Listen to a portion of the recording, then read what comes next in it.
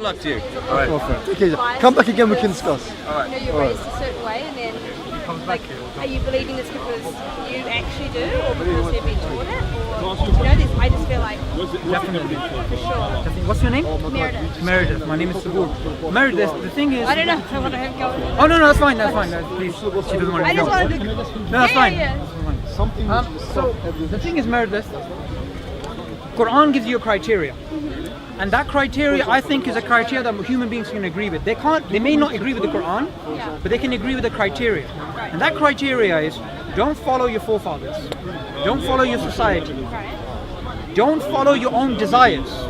Because two human beings can be taught the same thing, and they will have opposite reactions. So, for example, somebody may be a lung surgeon, and they still smoke cigars. They have the logical idea that cigars are bad, but do they act upon it? No. So your desires don't lead you to truth either. So the Quran says society doesn't lead you to truth. Your desires don't lead you to truth. The only thing that leads you to truth is your sound intellect and what's within you. The Quran speaks about human nature, that human beings want to connect to something greater. Some of the best experiences that we as human beings have is when we see a waterfall, when we see the night sky. You can play on your phone all day, you can be on WhatsApp, you can watch, Dunkirk, you can see films. There's nothing that's more hair-raising for the human being than seeing something that's greater than us, seeing something more sublime. That's part of human nature. And what the Quran says is, if you want to connect to God, then look into nature. Because nature is the book of God. When I look at the human body, I think to myself, how can someone study this and not be in awe? I just recently bought an iPhone 7, right? I was so happy. I got it 1 day, 2 days, 3 days later, I was like, just another phone? Just another phone? But, the human body, I have blood running through my body right now, right? And in my veins, in my capillaries, there's blood. If there's leakage in my body somewhere, what happens? I can die. I can have blood clots, right? Yet there is a leakage in my body and your body right now. It's in all human bodies. And the leakage is in your brain. There is a small part of the blood which comes out and drops into a part of your brain which is tested for toxins all the time. So if you manage to eat something which is bad for you, your body will react because it will test that you have just eaten a toxin. Now that is phenomenal. Your kidneys, it does amazing chemical analysis which the best labs in the world can't do.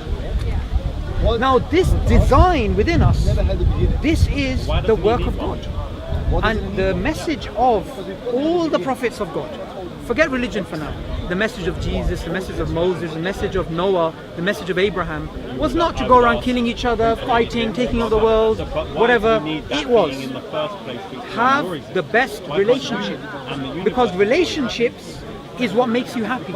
So Meredith, if I was to give you $1 billion, what would you buy? I don't think. Well, I know where I think you're going to go with that, and I think it brings it back to your iPhone. It's not about this internal happiness and fulfillment or whatever. That's the money. It's not going to do anything. The quality of your life, and I'm going to make a claim, I could be wrong, is only dependent upon the relationships you have with other people, and with all our relationships in general. Right? Now, if I gave you $1 billion and you could buy whatever you want, but no human beings to share that experience with, you'd be upset. Now, Islam teaches, the Prophet Muhammad, peace be upon him, said, I came only, that's what he said, to perfect manners. I only came to help you with your relationships.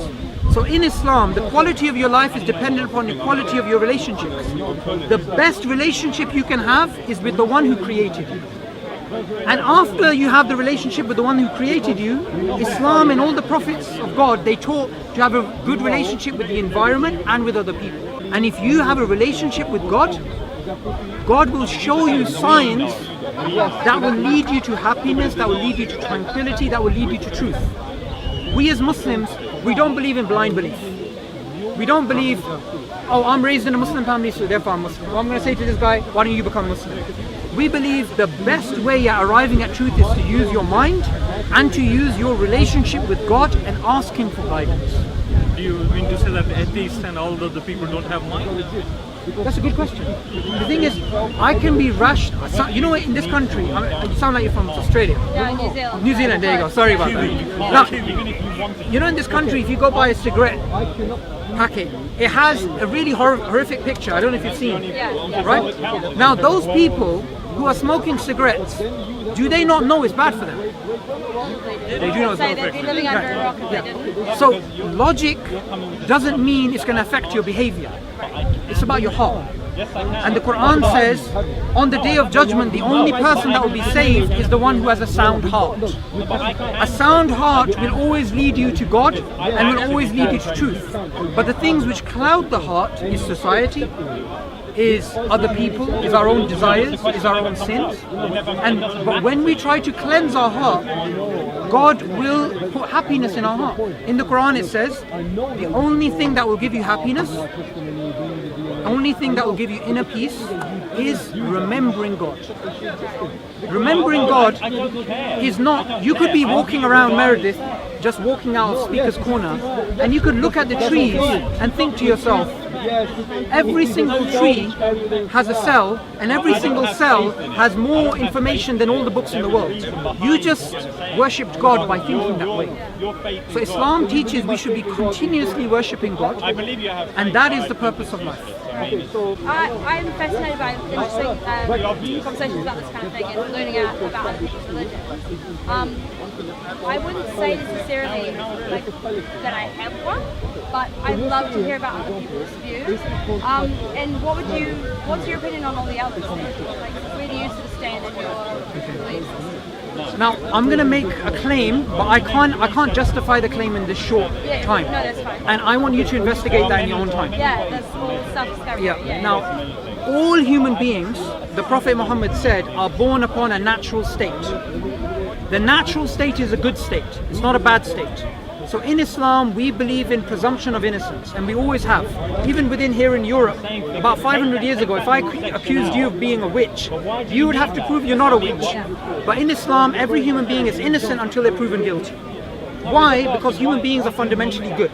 So the Prophet Muhammad said, every human being is born upon a natural state, but it is their society which changes them, for good or worse. Now, all religions, fundamentally, I believe, not all religions, I would say most religions, originally came with the same message. I can't justify that in this short period of time, but I'll give you some evidence for it. For example, in ancient India, we had the Hindu religion. The Hindu religion fundamentally taught there's one God, and you should worship God alone, and you shouldn't make idols. This is what it says in the Vedas, the book of the Hindus. In the Persian religion, we have the prophet Zoroastrianism. Ancient Zoroaster religion taught you should only worship God alone. And today, Hindus worship idols and Zoroasters worship fire. I can give you a free copy of the Quran. This is actually written by Marmaduke Pictou, who is an English aristocrat who was a Christian, but he traveled the Muslim world, became Muslim, and he wrote the first translation of the Quran. Even though it may seem like a big book, the Quran has no beginning and no end from like chapter point of view. It's not about, in the Bible we have Genesis to Revelation, beginning to end. The Quran, it's not about reading a particular beginning to end. You can open it up anywhere. But one thing that I have experienced in my life, and many people who've accepted Islam have experienced in their life, in this country we have 100,000 converts to Islam, right? All across the world, Islam is the largest growing religion, even though we have the biggest media misconceptions about us. And the reason why, and I'm going to make a claim, is because when people stop believing what they hear in the news and what society tells them, and they try to connect to God and read the Quran with an open mind, God guides. And I believe if you try and do that, God will guide you too.